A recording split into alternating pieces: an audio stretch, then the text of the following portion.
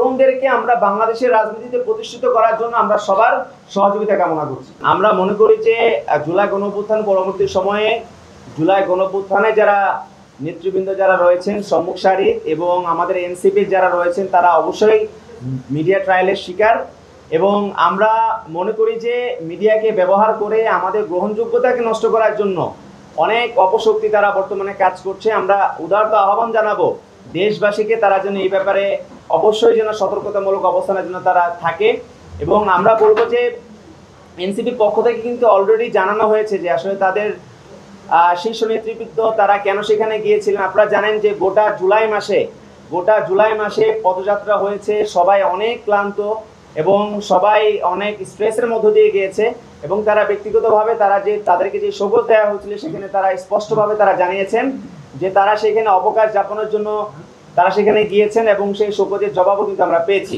এবং আমরা মনে করি যে এটিকে কেন্দ্র করে যে উদ্ভূত যে গুজব ছড়ানো হয়েছে সেটি আসলে অপ্রত্যাশিত। আমরা মিডিয়ার কাছ থেকে সেগুলো আসলে আশা করি না।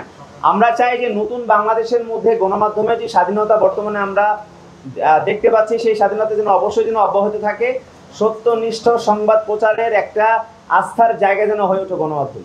আমাদের গত 5ই আগস্ট জুলাই গণঅভ্যুত্থানে যে ঘোষণাপত্র পাঠ করা হয়েছে সেখানে আমাদের পার্টির পক্ষ থেকে আমাদের যারা প্রতিনিধি তারা সেখানে উপস্থিত ছিলেন, এবং আমাদের যারা কক্সবাজার যারা গিয়েছেন তারা সেখানে তাদের ব্যক্তিগত অবকাশ যাপনের জন্যই তারা গিয়েছিলেন। আপনারা জানেন যে দীর্ঘ একটা মাস গোটা 56,000 বর্গমাইলে আমাদের যারা নেতৃবৃন্দ যারা রয়েছেন তারা সেখানে সফর করেছেন। তাদের অনেক ক্লান্তি এবং অবসাদগ্রস্ততা সেগুলো দূর করার জন্য, এবং অবশ্যই তাদের একটা স্ট্রেস রিলিজেরও একটা বিষয় ছিল, সেজন্যই তারা সেখানে গিয়েছিলেন।